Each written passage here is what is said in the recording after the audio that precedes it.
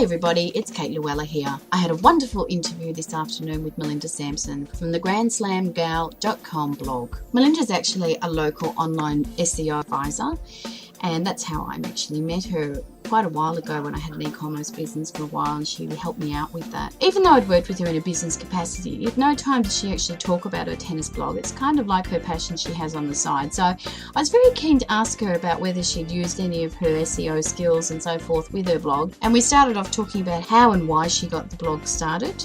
And she talks about how the blog has grown and into a little community of tennis lovers around the world and how that's benefited her. So here, with no further ado, here's Melinda. Thank you so much for joining me today, Melinda. You're actually my first interview, so it's very special to me. Although when I say my first interview, it's my first blogger interview. I have actually done some interviews just in the last week for my product. So yeah, I mean, you're in Melbourne, aren't you? Yes. Yes, that's great. I just wanted to let everyone know, now you've got a blog. Is that GrandSlamGal.com? Yeah. Great, GrandSlamGal. Look, can you tell me how that eventuated? When did you start that blog?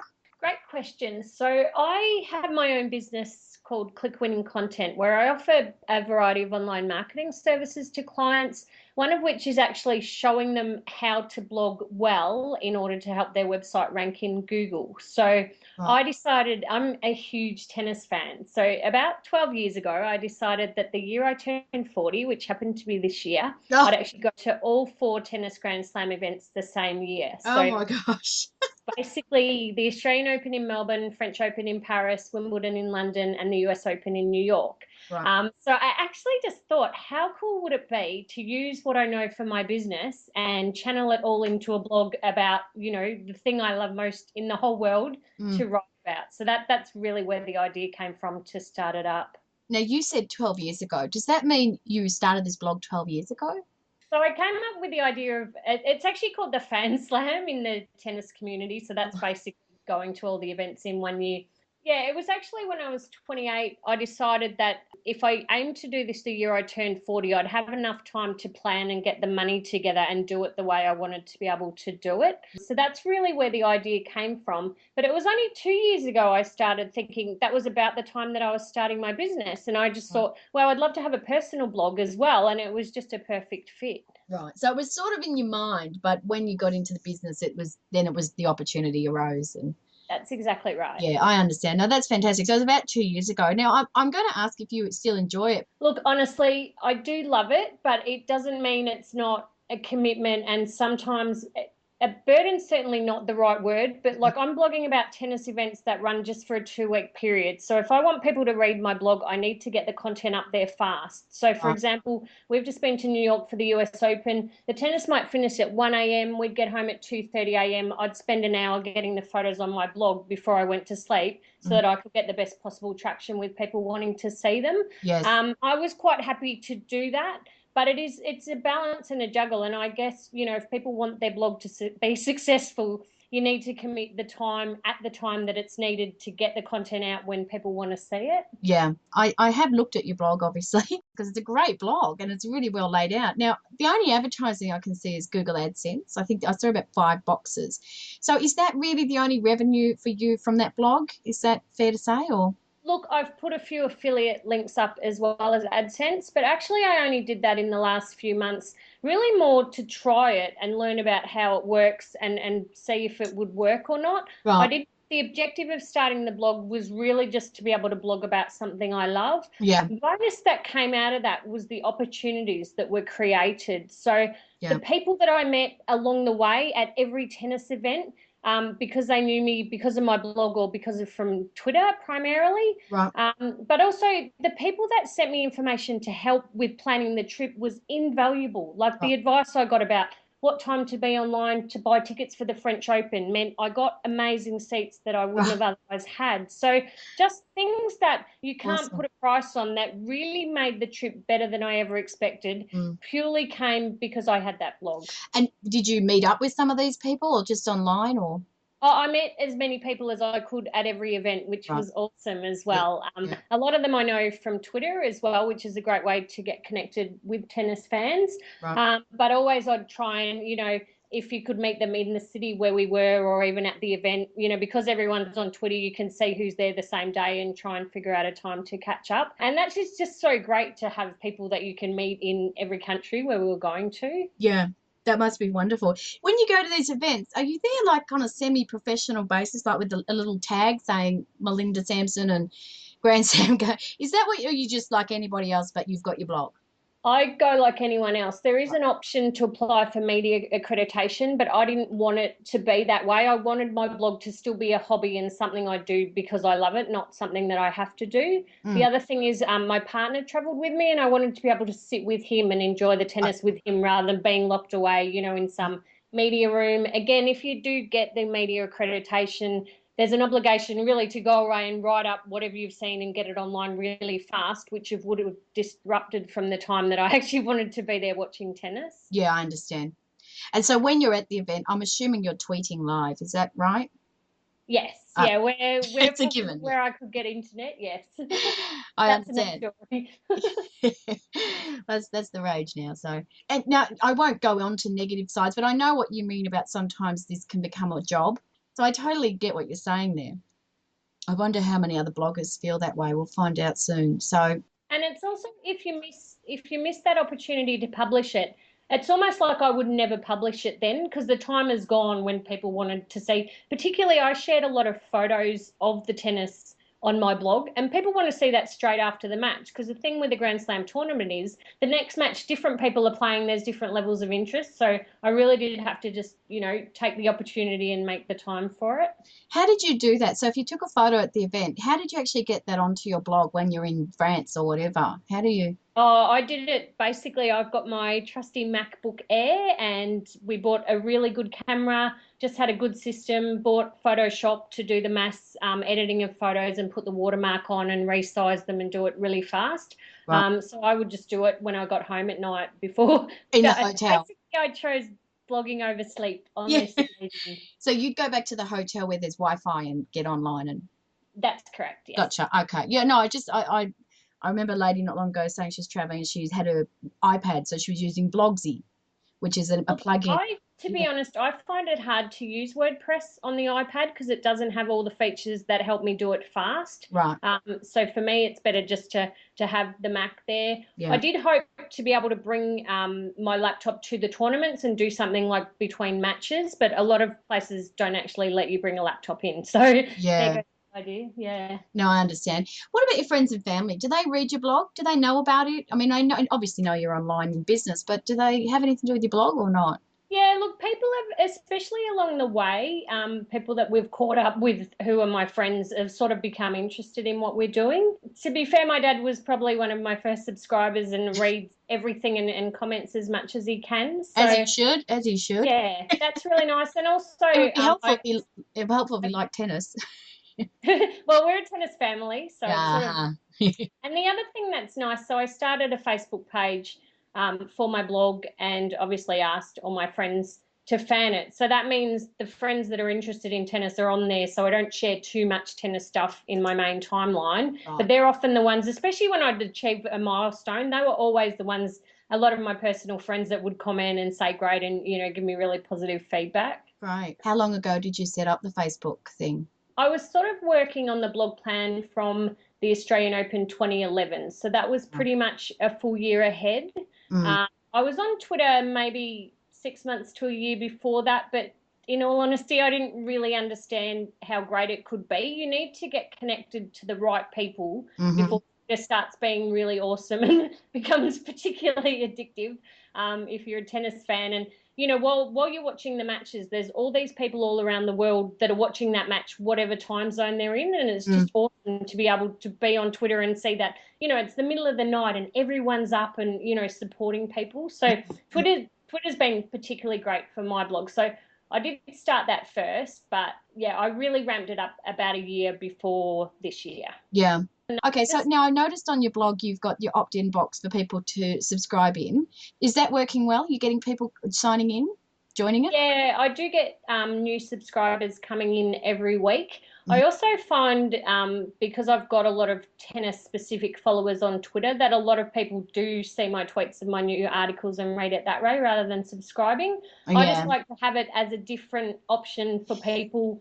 yeah. I personally, if I love a blog, I will always subscribe via email because I don't like to miss things and I like to have it there in the email to read when I have time to read it. Yeah. I think this is a big problem for bloggers, that because it's free access to come and go, the crowd aren't necessarily signing in, like opting in. So, I understand where you're coming from, and I appreciate you saying that, because I think a lot of people are in that boat. So, but anyway, I guess Look, that'll be up to I you. totally agree. It's far harder to build a subscriber list, I think, than anyone ever imagines. For Yeah. me, it's like one of different ways. It's one of the ways, like Twitter, Facebook, Instagram, and the list sign up would be my four main ways of connecting with people. And I would consider pretty much they're all equally important in different ways. Yeah. Yeah. Have you ever thought about doing another blog, or this is, the one I baby? think I think people like us, Kate, are serial bloggers. So I actually have two other blogs for my business as Okay. well.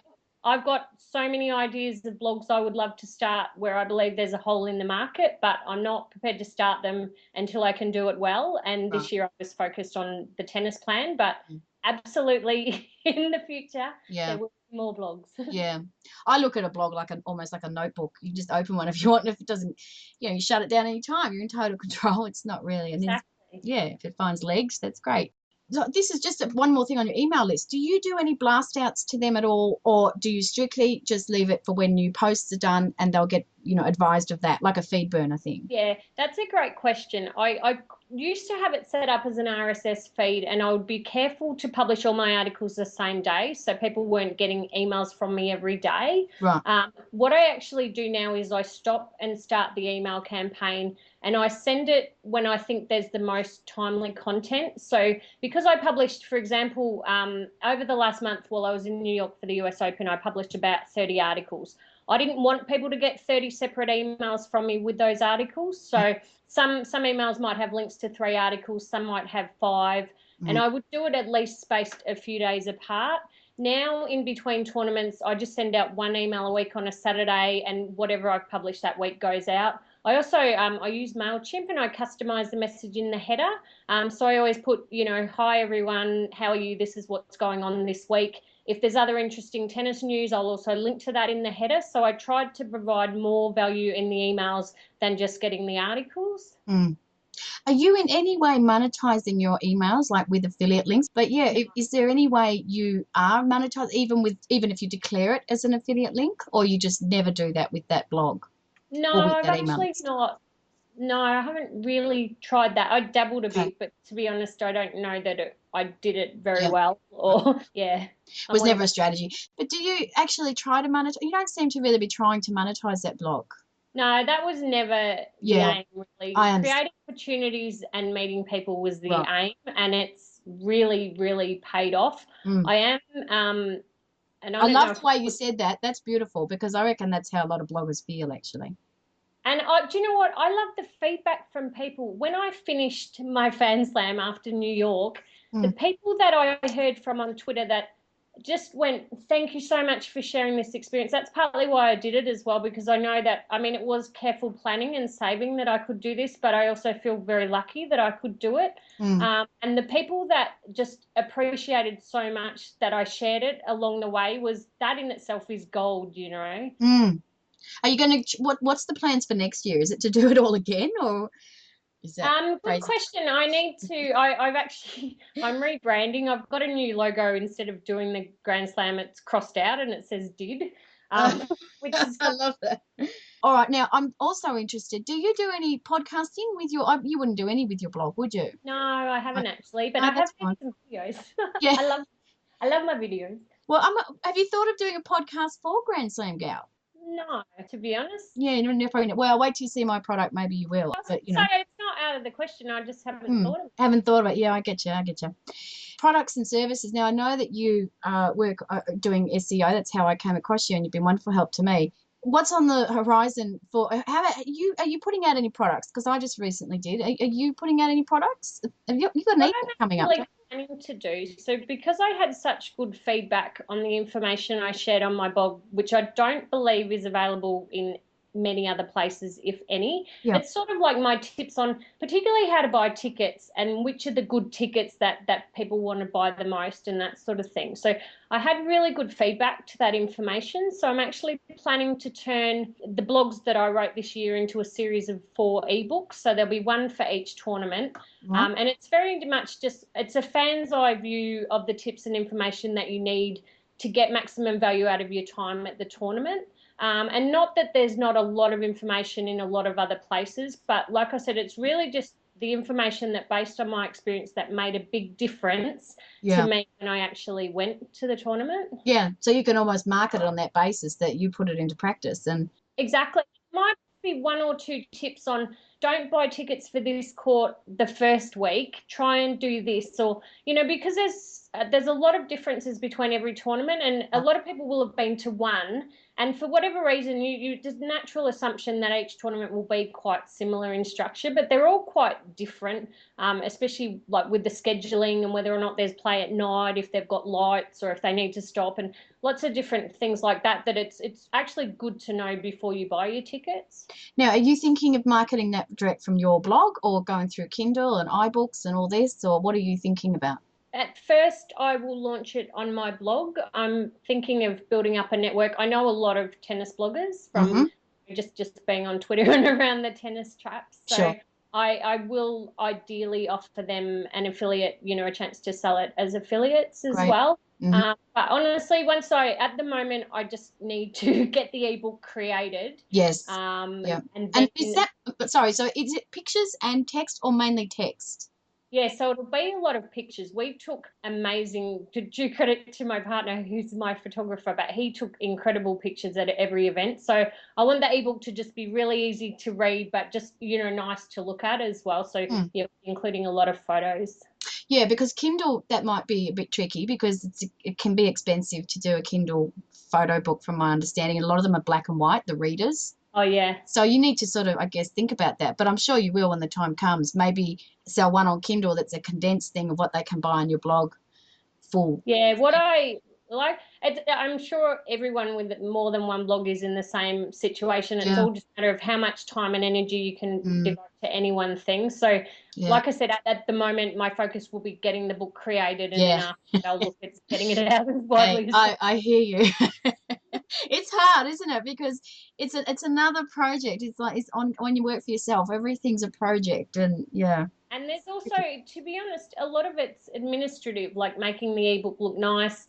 I'm going to look to see if I can outsource that, or if sometimes by the time you've outsourced it, you could have actually just done it yourself in not that much longer. So I still need to work out.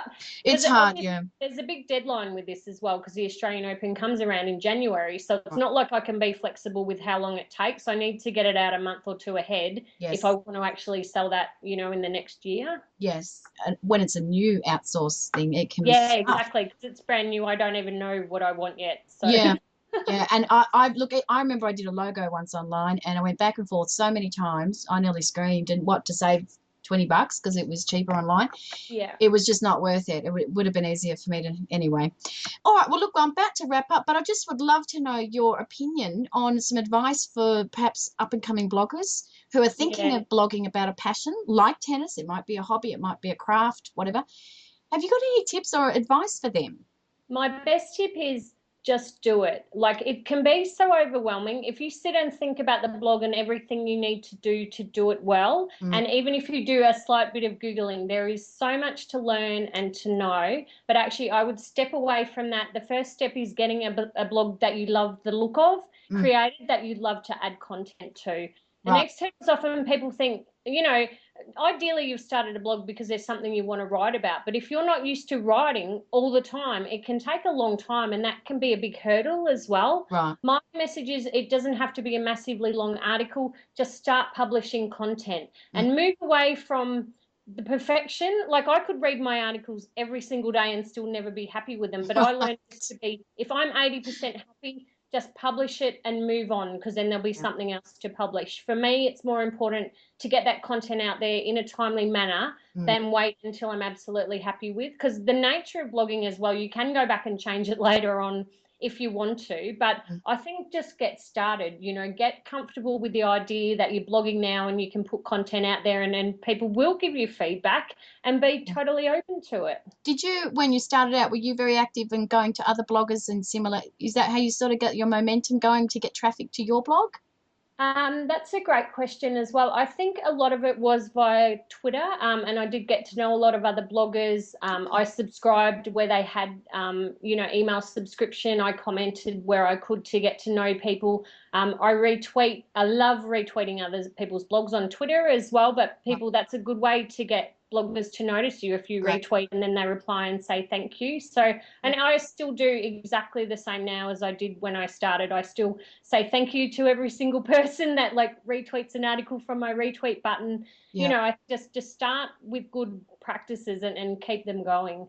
Yeah. No, that's a great idea. And of course, when you comment, make sure it's in your signature, I suppose. You would have done all that. Yeah, so you can link to your blog. I've got the same avatar on my Twitter account that's part of my blog logo. So it's all the branding. It all looks the same across every platform. Yeah. Oh, that's awesome. I totally understand. So, no, they're awesome ideas. Well, look, we'll talk again another day, because I'll do a follow-up interview in a year's time and see if you did it again. Okay, done. Maybe we can call out for a sponsor to sponsor you to do that, perhaps. Never know, hey? You can get me one, baby. I'm there. Oh, look, that's all right. How does Qantas sound? Yeah, because another good tip, I signed up for a monthly newsletter from the Travel Writers Alliance, and they list all these tour companies that are prepared to give bloggers free things if you'll write a blog article about it. And that's amazing. Have you joined that? Yeah, it's called the you should look it up, Kate. It's called the Travel Writers Alliance. I love it. Sounds great. Well, look, thank you so much, Melinda. I absolutely love talking to you. You obviously are a wealth of information, so I will definitely try and catch up with you again maybe in a few months. Thank you for having me as your first person and thinking of me. That's very awesome. Oh, thank you.